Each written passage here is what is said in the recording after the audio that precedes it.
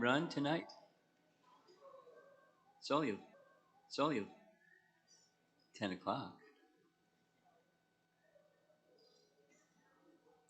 Because Krishna appears at midnight. I was having a 2 hour discussion.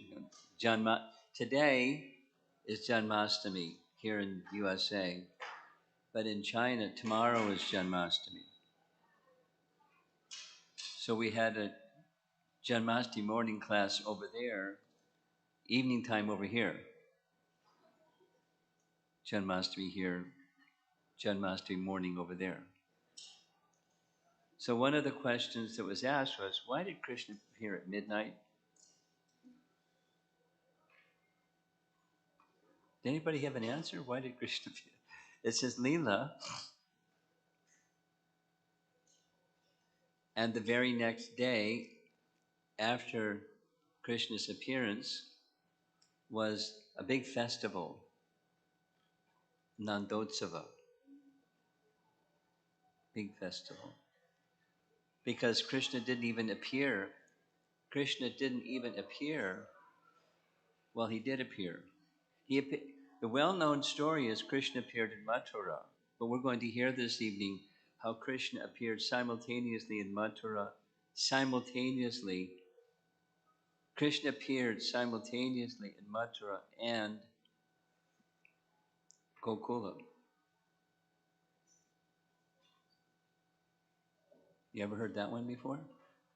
You're going to hear it tonight. So, it doesn't say Lord Krishna's appearance in Mathura, the mysterious appearance of Lord Krishna in Braja. Ooh.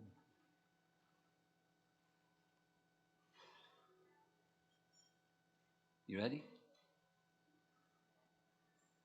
Nama Om Vishnupadaya Krishna Prasthaya Bhutale Srimate Bhaktivedanta Swami Niti Namaste Saraswate Deve Gauravani Pracharine Nirvishesha Sanyavadi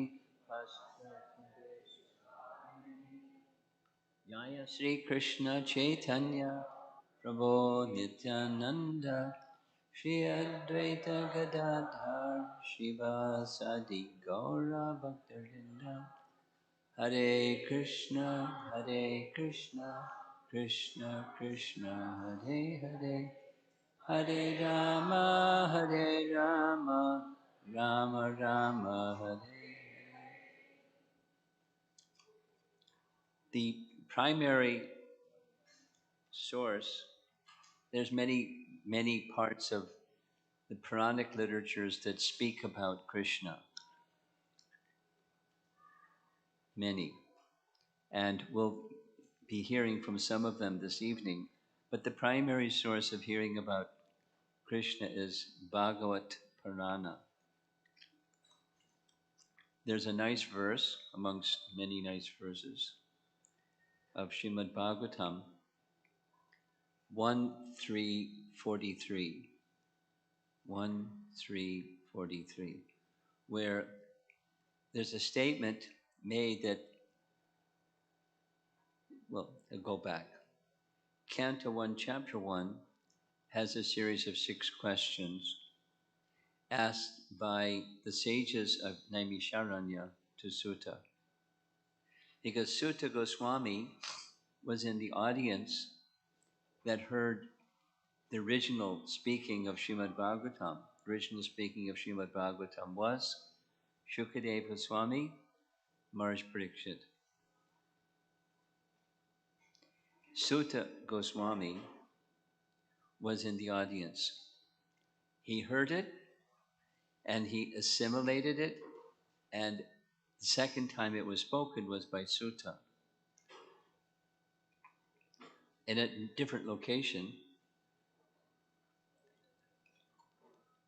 where the sages wanted to hear, the sages of Naimisharanya wanted to hear Sutta express everything that he heard and has realized about Srimad Bhagavatam that he heard from Shukadeva. as he was speaking at Tamar's Brikshit. So at the first chapter is they ask him 6 questions, which is very wide, broad questions. One of those 6 questions, the final one of the 6 questions, was a good question. They're all good questions. Now that Krishna has departed, because the Bhagavatam was spoken after Krishna's departure, now that Krishna has departed, where religious principles take shelter? Because when Krishna was on the planet, just by the touch of his lotus feet, religious principles were maintained.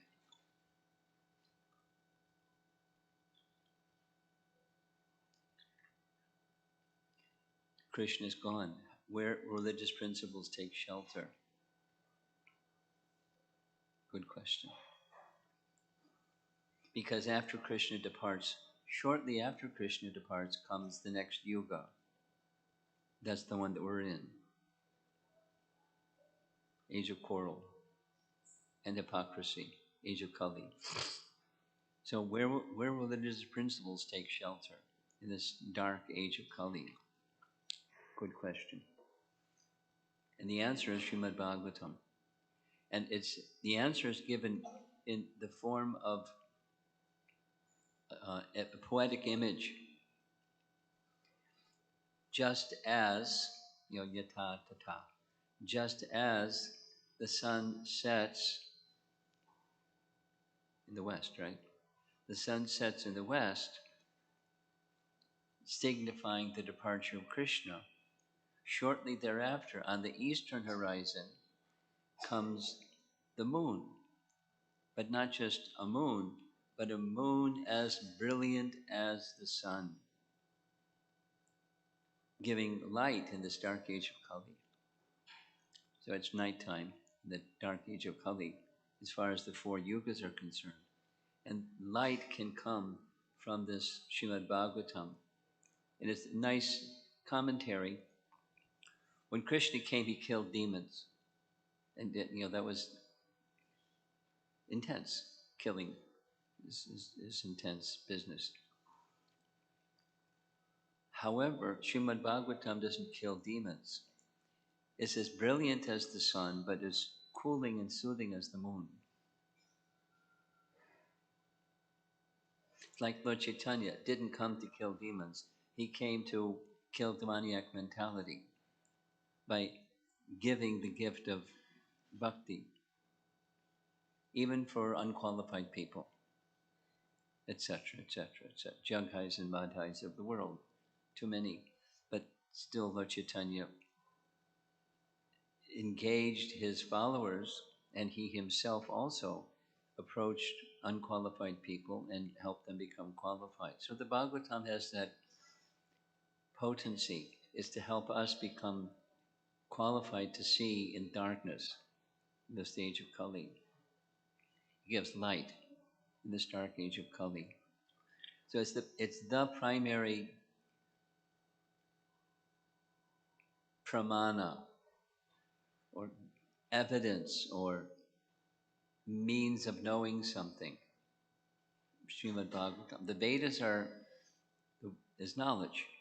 And amongst the Vedas, there's the cream or topmost Amala Pramana, and that's Srimad Bhagavatam.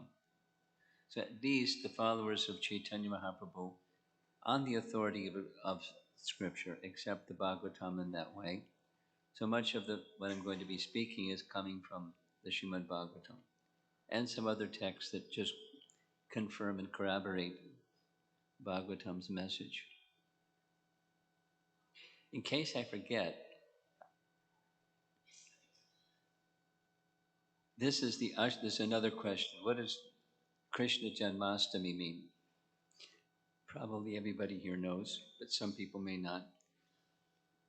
Ashta means 8, and Krishna's appearance comes 8 days after the Purnima, or the full moon.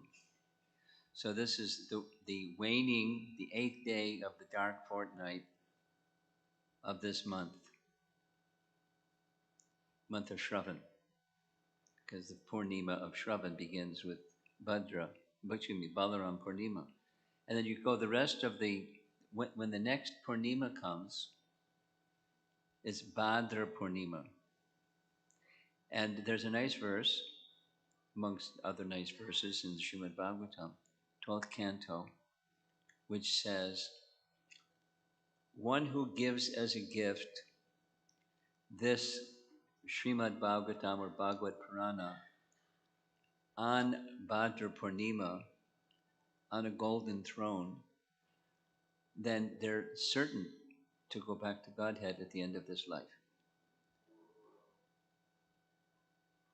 Anybody want to stay here, or anybody want to go back to Godhead? So there are temples all over the world have begun a promotion of Srimad Bhagavatam specific for that utterance from 12th canto Srimad Bhagavatam. It's the very last chapter. This is in Mahima, a glorification of Srimad Bhagavatam. I like glorifying the Bhagavatam because I like the Bhagavatam more than like the Bhagavatam. I would say through the course of my practice of Krishna consciousness for 54 years, the Bhagavatam is inside.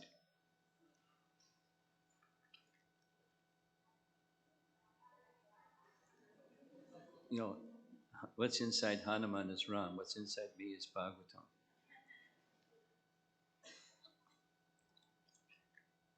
Life and soul, along with the holy name, life and soul, Srimad Bhagavatam.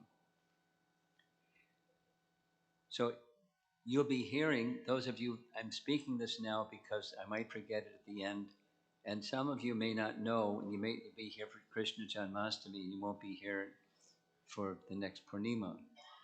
So in case you would like to know, all around the world, there's a promotion for encouraging devotees to, if you don't have a Bhagavatam, take it. And there's like a super, reasonable price for the Bhagavatam set. And if you have one, then sponsor one for somebody and make it as a gift. Or both, or whatever you want to do.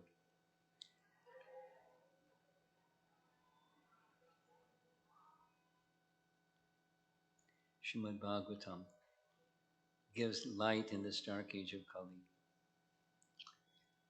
According to Srimad Bhagavatam, the import, this is drawn from Prabhupada's purport of Bhagavatam, the import of the Vedas is most explicitly explained in Srimad Bhagavatam. The conclusion of the Vedic literature is that Lord Sri Krishna is the primeval Lord and the cause of all causes. He has his eternal two-armed form as Shyamasundar, with features exactly like those of a most beautiful young man, and that is the sum and substance of the Vedas concerning God.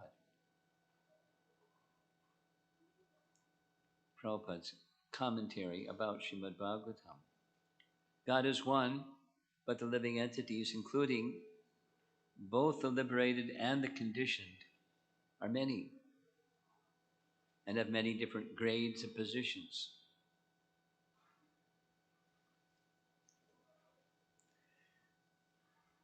Nityo Nityanam, that's a verse that Prabhupada loved, consistently repeated from the Upanishads.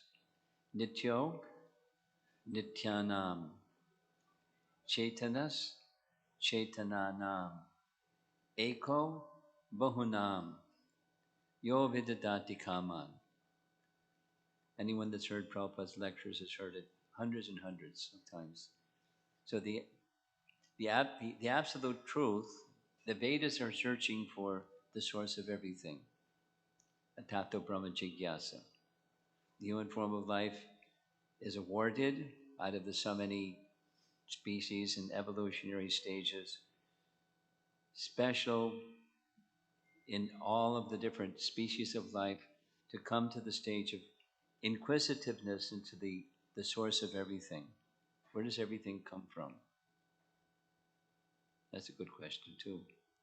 Because we're part of everything, and all of us are part of everything. We're all part of something. And what's that something that we're all part of? What's the source? The Vedas are asking that. Vedanta Sutra begins with that aphorism. So here's the conclusion. That which is the source of everything is a supreme person. And the living entities are many, and they have different positions.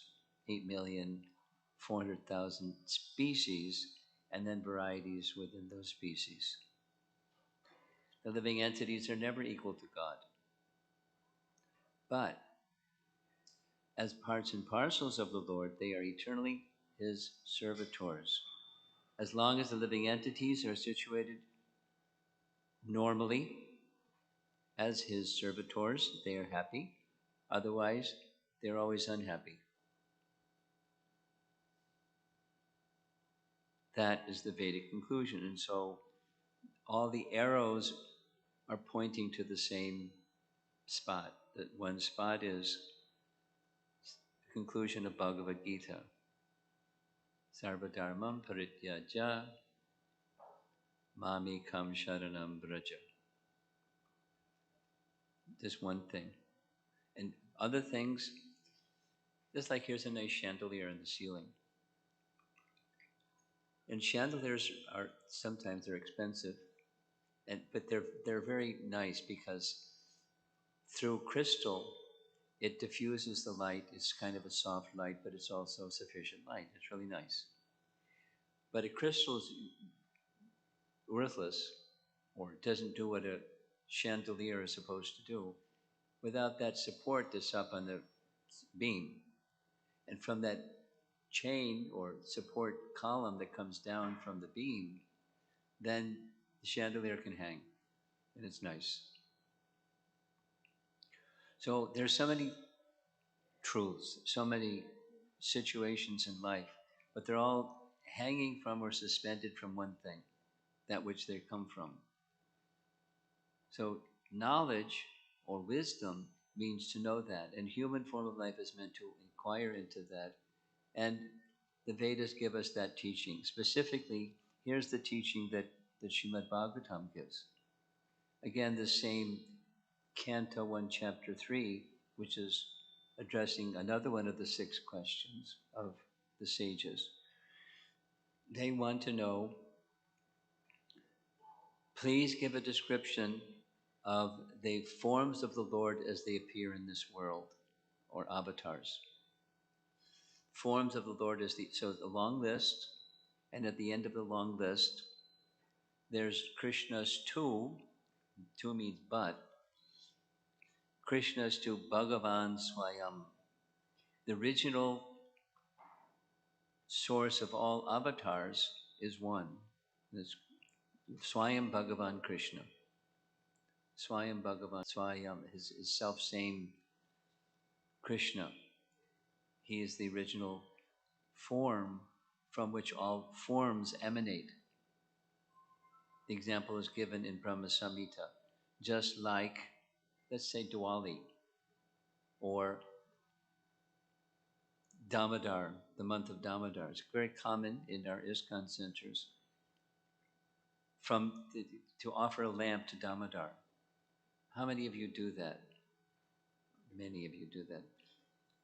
When Kartik month comes around, find out about it, and you'll find it's very nice. In the Vrindavan temple, they keep a lamp that burns all year round, and when it's time for the lamps for the Damodar month, they have so many little ghee wicks inside a little clay pot, and they light the ghee wick with this clay pot from the lamp that's on the altar. And by the evening, it's really nice. The whole temple was filled with little lamps. They're like Diwali, similar. Really nice. But they all came from one lamp. And each of the little lamps gives off the same amount of illumination. But there's an original from which the little lamps came.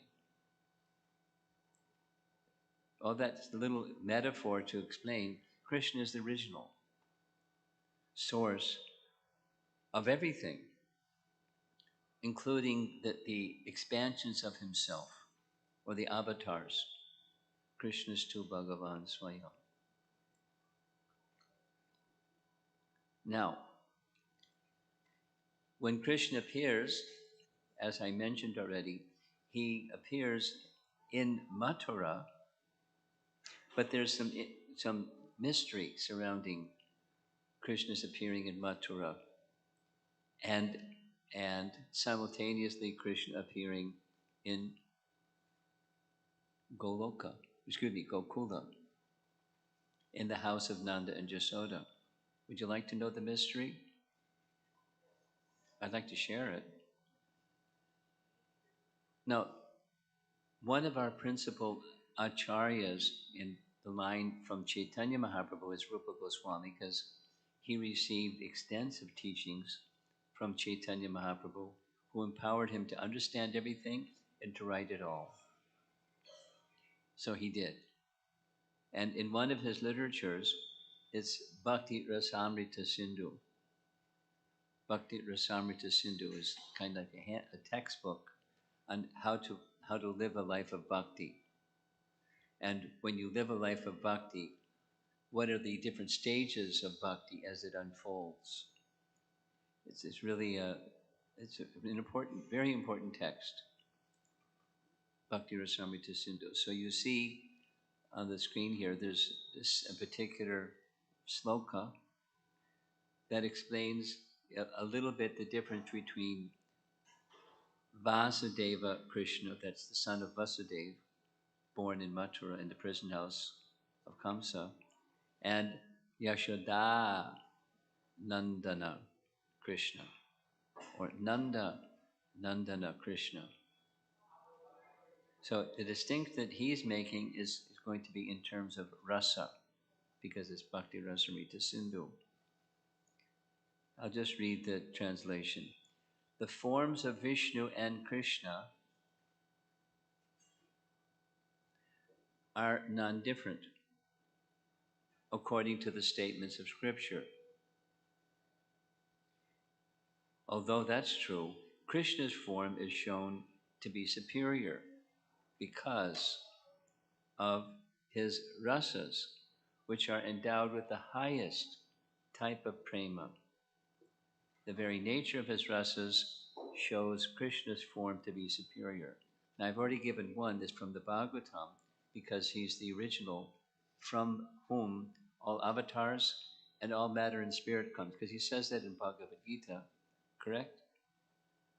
Aham sarvasya prabhavo matak sarvam pravartate iti matva bhajante mam bodha bhava samanvita. Some of you like Bhagavad Gita. It's an important verse. Aham sarvasya prabhava. Prabhava means voila, means it manifests. Sarvasya means all. Commentators say matter and spirit, not just avatars, matter and spirit, and everything comes from the same source. There's one source, and that Krishna says, I'm that source. The Bhagavatam is saying he's the source of all avatars, or the source of all Vishnu expansions. Although they're equal, one has the unique position of being the source of all the others. Expansions of. And here's another distinction. This is Rupa Goswami's distinction about rasa.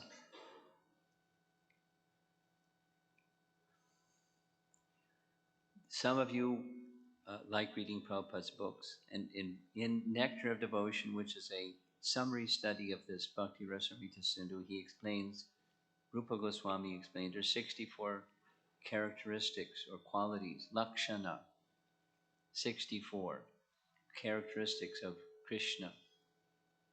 And living entities have 50 of them in a small degree. Lord Shiva has another 5 that living entities don't have, and he lists them. And he has the 50 to a greater degree. Lord Vishnu has some characteristics that Lord Shiva doesn't have, And Krishna has four characteristics that none of them have. So here's those four characters. This is Brajendra Nandana Krishna. It's, it's a rasa topic, and here's his Sanskrit phrase. Lila Madhurya. Madhurya means sweetness. Lila Madhurya. He is the performer of wonderful varieties of pastimes, especially his childhood pastimes, much loved are Krishna's childhood pastimes. Krishna doesn't perform his childhood pastimes in Mathura. He performs his childhood pastimes in Braja. Thus, Brajendra Nandana Krishna. Lila Madhurya, Prema Madhurya. He is surrounded by devotees endowed with wonderful love of Godhead. Let's take a look. When Vasudeva and Devaki when Devaki gave birth in the prison house of Kamsa, what did Krishna do? First thing, forearm form, helmet, ornaments, Kastuba gem, Vishnu, Haribo, Narayana, Supreme Personality of Godhead. They offered prayers to him, yes? And then, very cleverly, Devaki said, could you assume a childlike form? Because when Kamsa finds out, he's already killed 6 of our children. When he finds out the 8th child is born, he's going to come and try to kill you. Now, she's a devotee of Narayan. He can't kill Narayan. It's going to be the other way around. But she asked him, can you please assume a childlike form? Because then maybe we can hide you when Kamsa comes. Is that rational? It's quite irrational. But it's quite devotional. Because she has parental affection. Vatsalya rasa. Vatsalya rasa. But she also sees his forearm form. Mother Jasoda, does she see Krishna's forearm form? Radhanath Maharaj gave really beautiful, mesmerizing class this morning, describing Krishna's opening his mouth and showing Mother Jasoda the whole universe, mountains. I like the way he said it. Not that his mouth got bigger, but she saw the whole thing. All the planets and stars in the sky and Vrindavan, and she saw Mother Jasoda looking inside Krishna's mouth,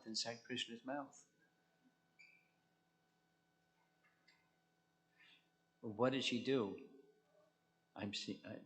Something's wrong. She couldn't accept the omnipotence of her son because she's too much steeped in the love of the mother for her small child because she's a small child. The sweet pastimes of his youth.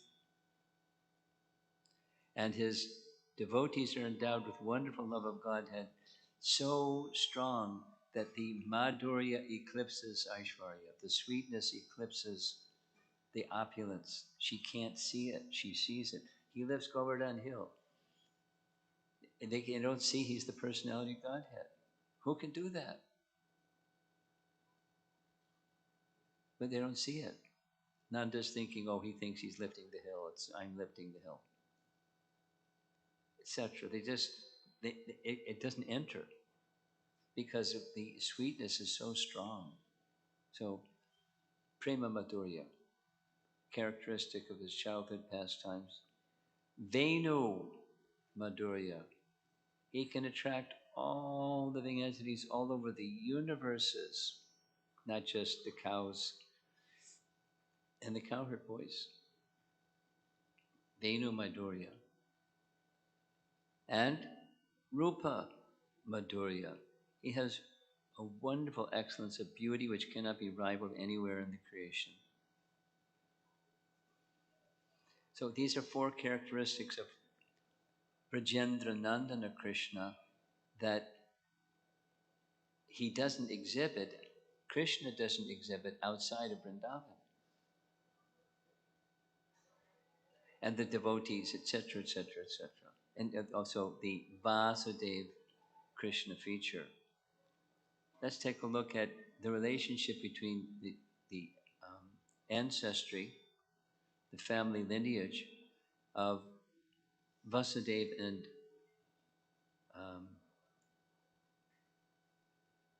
Nanda Maharaj. So here's the Yadu dynasty, and there's a whole bunch of kings from King Yadu. You know, as Queen Kunti says in her prayers, maybe you some people argue that you appeared in the Yadu dynasty just to give fame to King Yadu. You appeared in this dynasty because otherwise who would even know about Yadu? But we hear about Yadu, the Yadu dynasty, because Krishna appeared. And there's descendants from Yadu to Vrishni, in the Vrishni dynasty, many kings. One of those many kings is Andhaka. We often hear about the Andhaka dynasty, Andhaka and Bhoja dynasties. So in that lineage of kings, there's Ahuka. And Ahuka had two sons. One of those sons became the king, that's Ugrasena. And in the line of Ugrasena's son was Kamsa. Kamsa was a bad fellow. He imprisoned his father and took over the kingdom. Very, not a nice fellow. And Ahuka had a second son named Devaka. And Devaki was one of the daughters of King Devaka. So Devaki, we know she married Vasudeva, right? So in the Yadu dynasty, there's another line of kings, and in that other line of kings, there's Devamida. King Devamida in the Yadu dynasty, he had two sons, Shurasena, who was a Kshatriya, because he had a Kshatriya wife, and through his Kshatriya wife, one son named Shurasena. And he had a Vaishya wife, and through the Vaishya wife, he had another son named Parjanya. So Parjanya, being the father of sons from a Vaishya wife, they took the position of the king of the cowherds. So under the king of Mathura, there was also some land that was where Vaishya activity, and there's a king of the Vaishyas.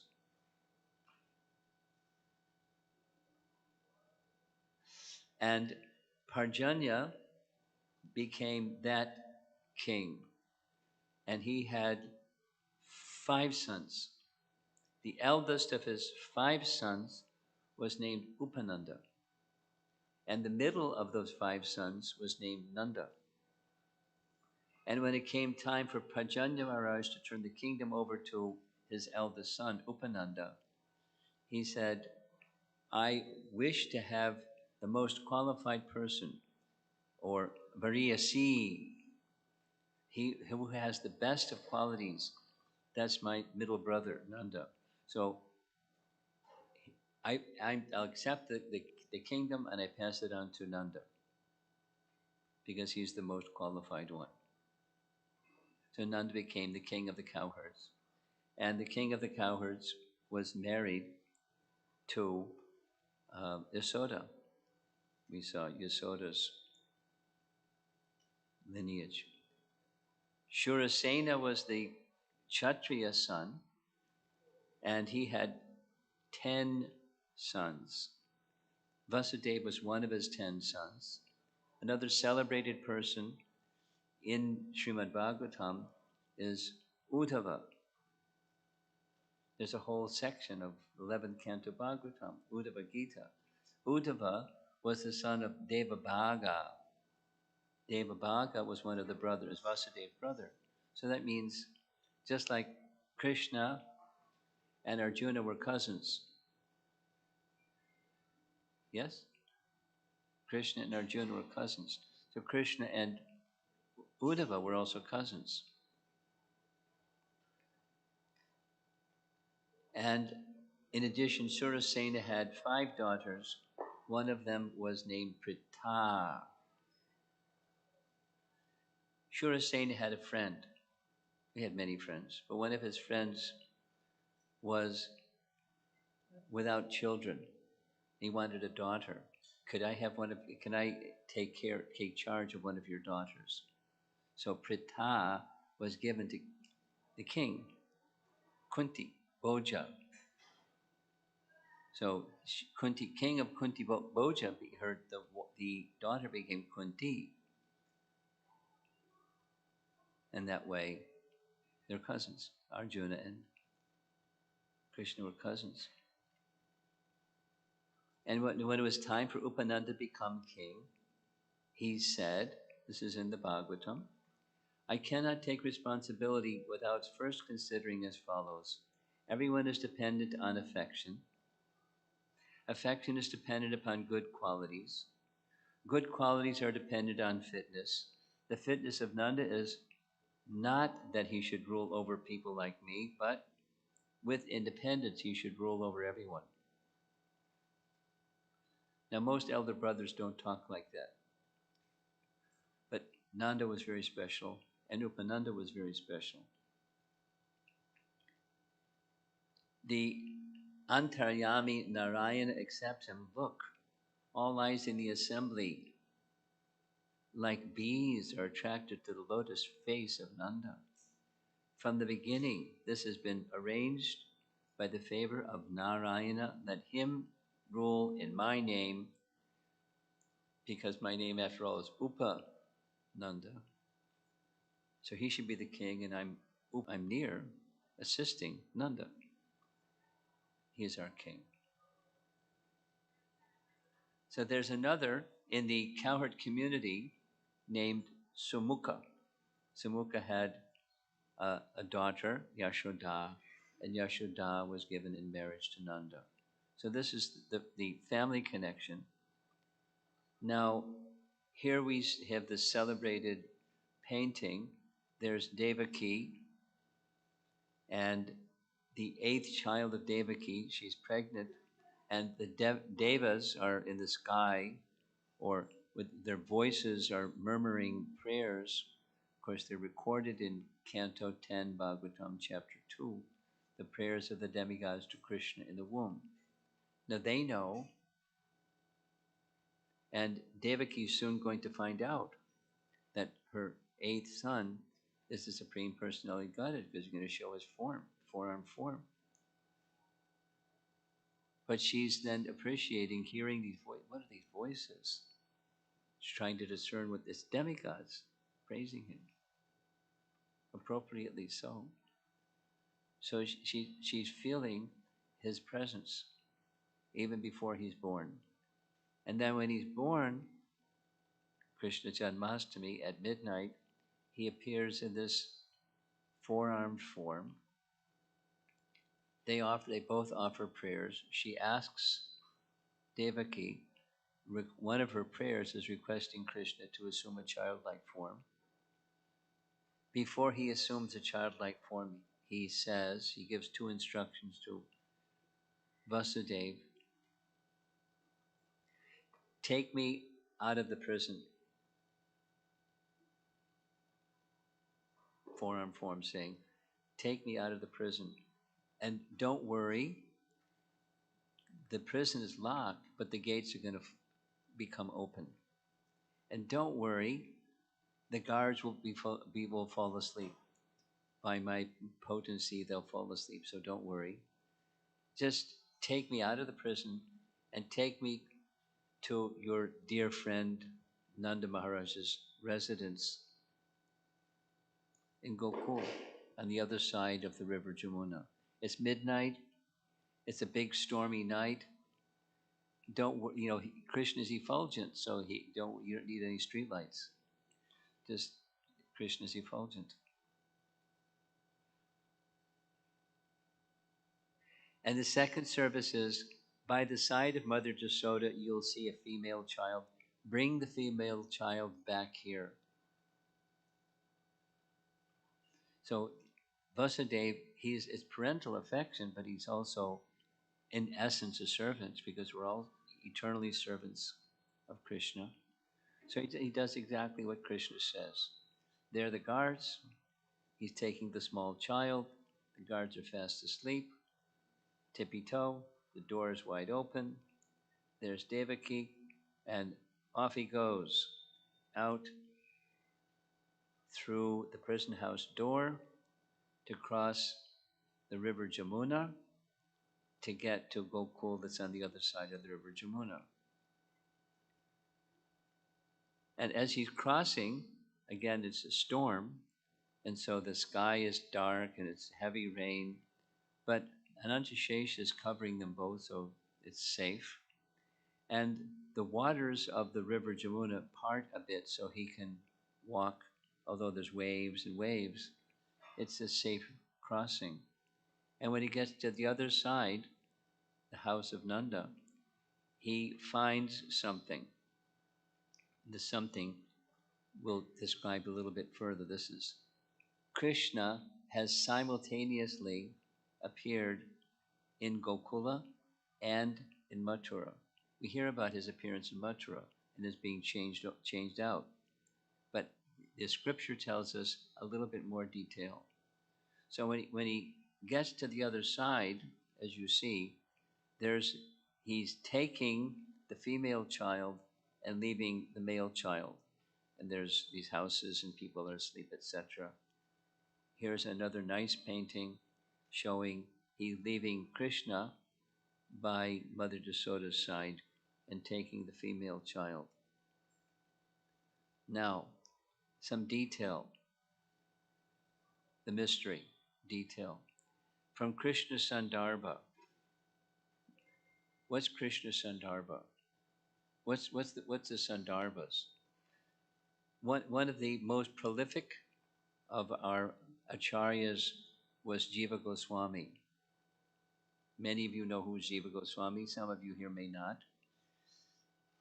The 6 Goswamis of Vrindavan, he was the youngest. He was the nephew of Sanatana and Rupa Goswami. Already mentioned was Rupa Goswami, Bhakti Rasamrita Sindhu.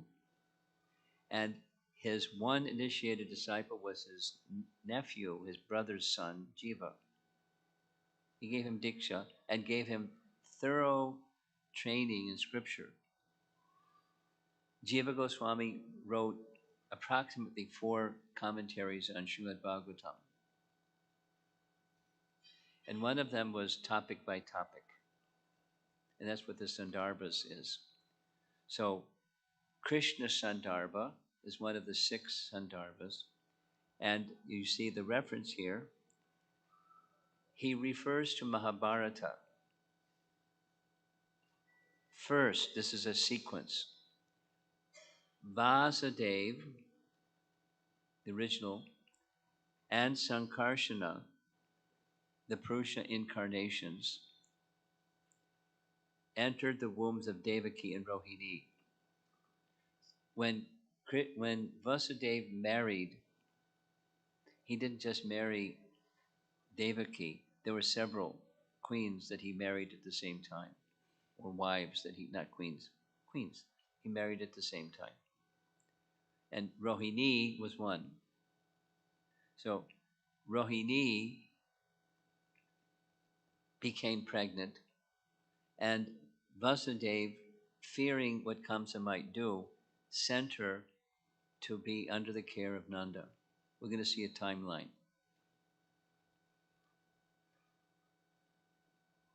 Am I going too fast? It's an interesting detail, not accustomed to hearing. I'm fascinated by these kinds of details because there's questions that come up like how about this and how about that. So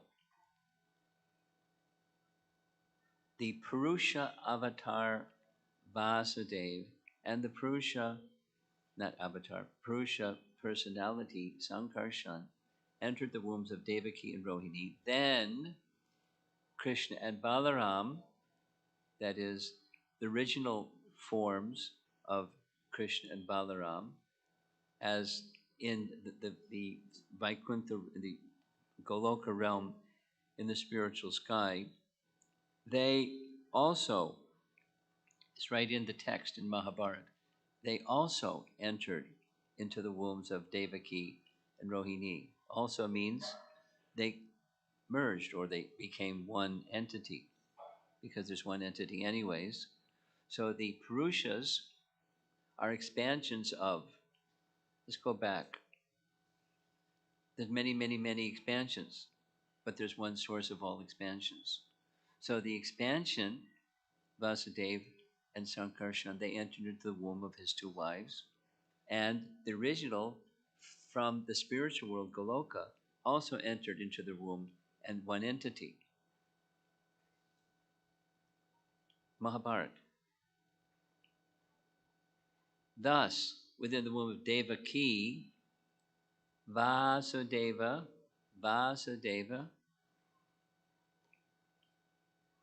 Mathura, Vasudeva, and Krishna joined to become a single Krishna. And within Rohini's womb, Sankarshana, the Purusha form, and Balaram joined to become a single Balaram.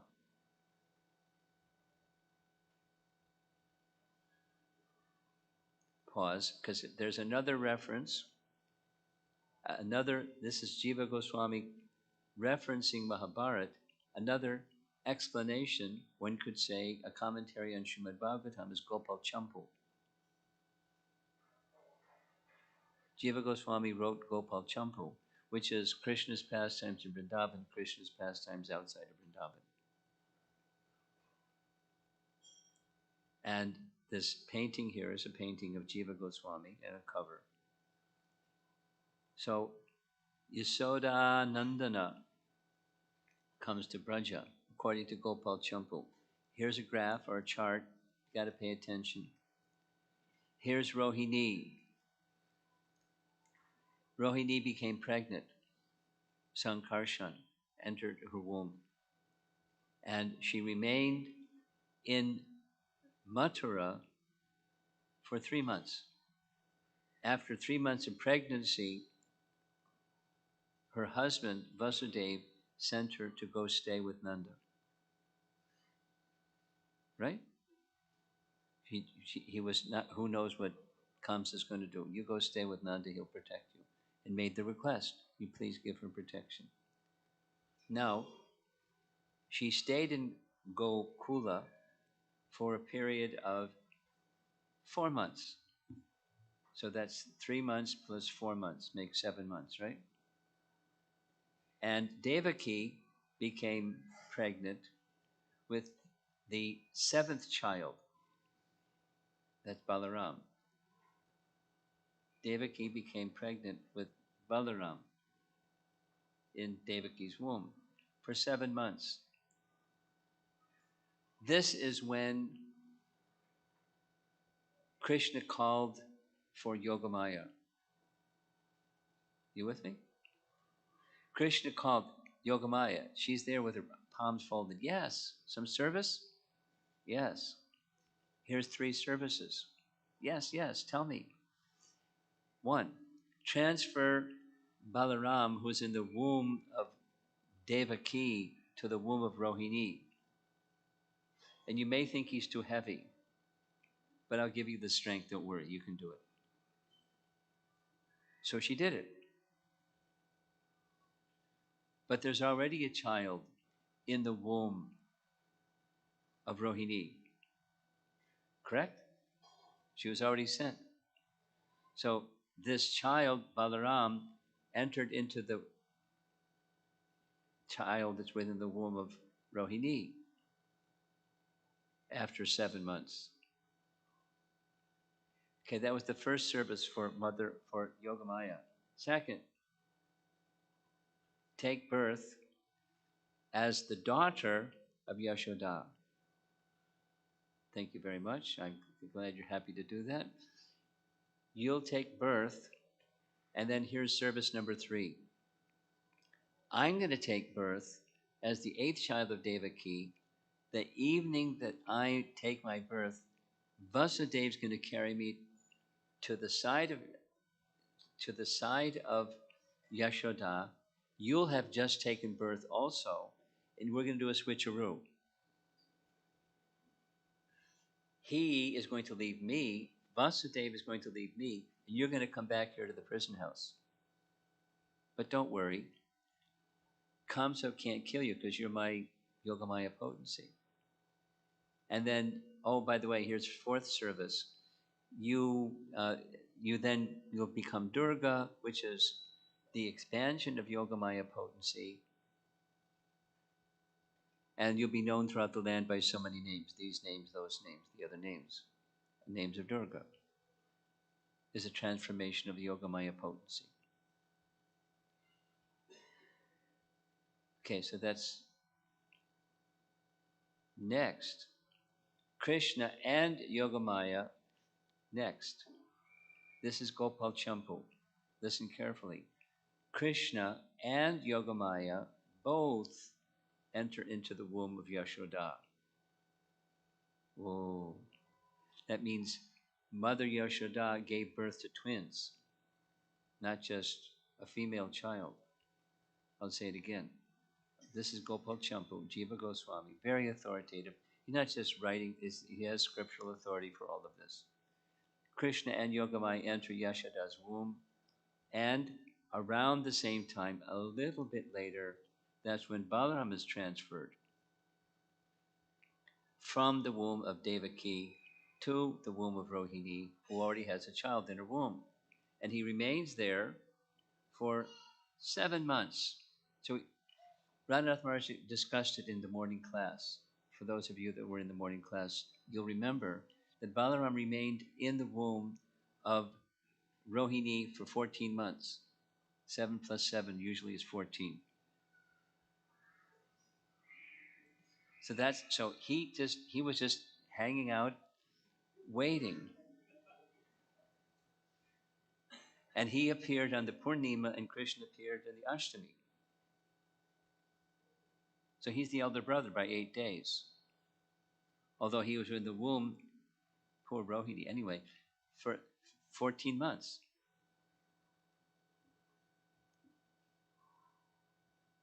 So it's Baladev plus the Sankarshan of the spiritual, of the Purusha avatar forms. Yes?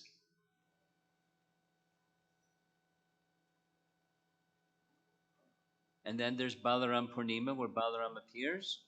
And almost at the same time, what child is born? A female and male child are born of just Yashoda. Nandana, Krishna, it was born of Yashoda.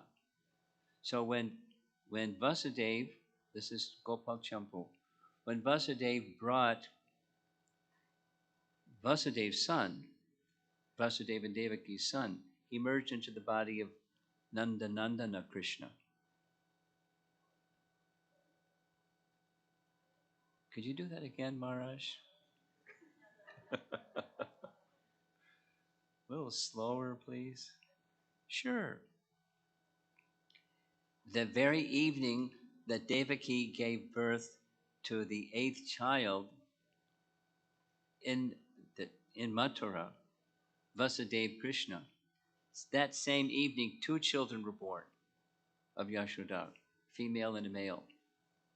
And when Vasudeva brought his son merged into the body of her son.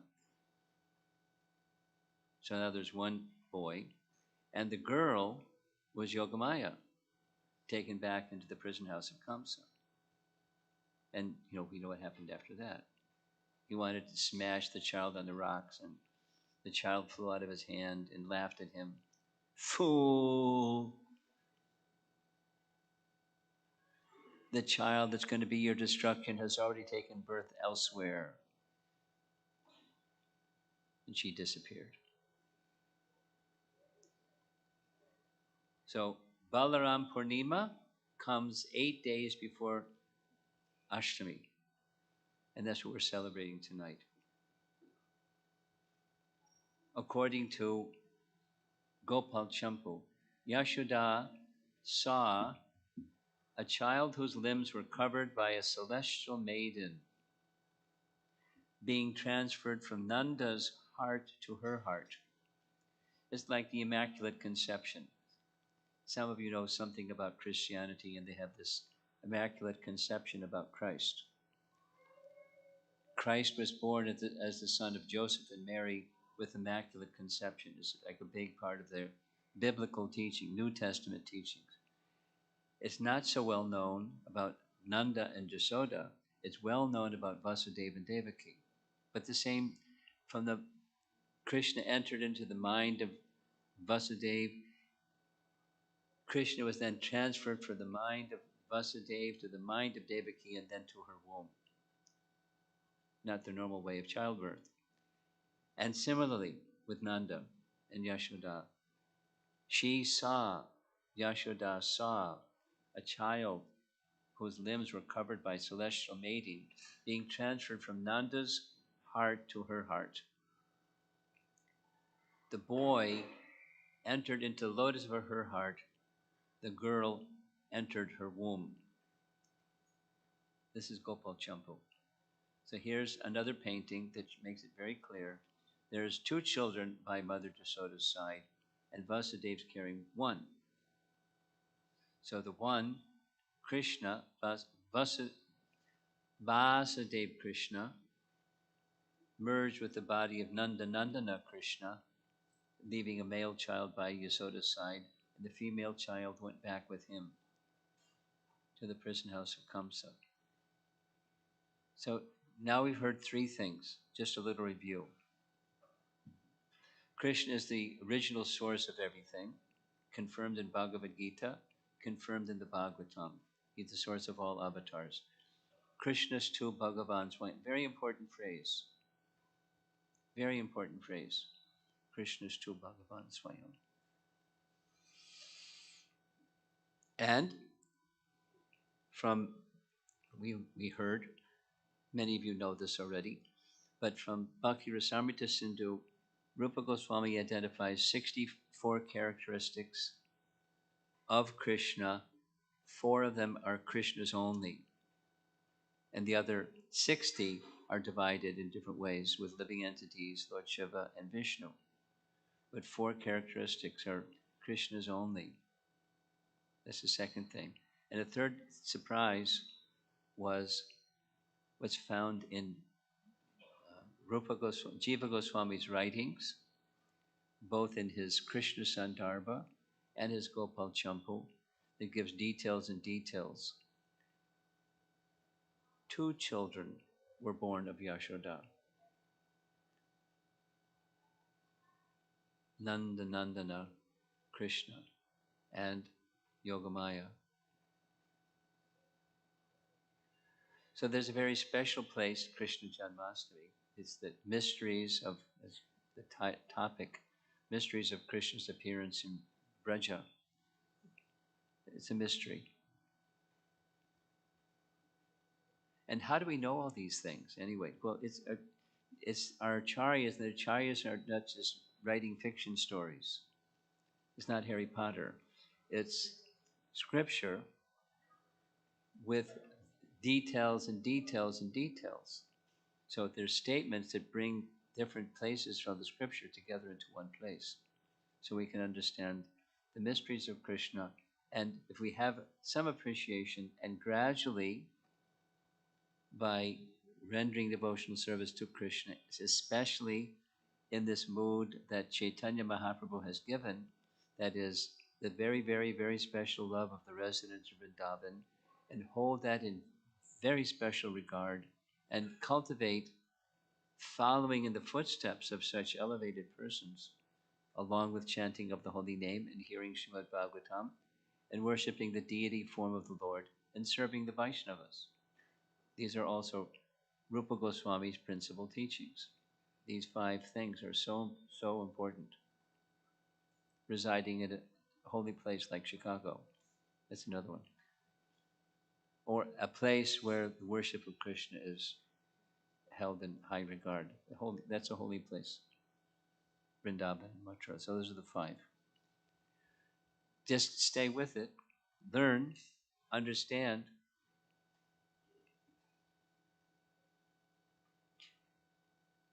Three things, just repeating from Maharaj's class this morning, Radhanath Maharaj's class, but it's something I've heard recently also. Prabhupada, how can I best serve you? Can you give me some personal service? 1. Receive the gifts that I've given you. 2. Apply them sincerely and carefully in your life. 3.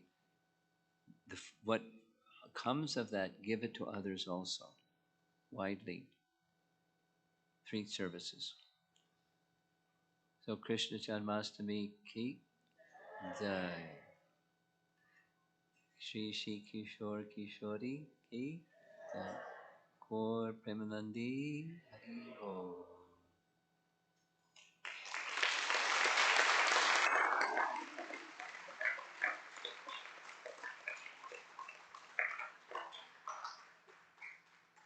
So what's next on the schedule? Who's our MC? Okay, you do what you have to do.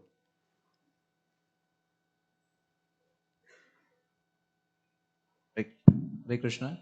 So thank you so much, Maharaj. It's a wonderful class. We will have Kirtan now till 12 o'clock, till the curtains open. We're going to arrange some arti plates here. So I would request everybody to be a little back here while the Kirtans will go on here, right? Okay.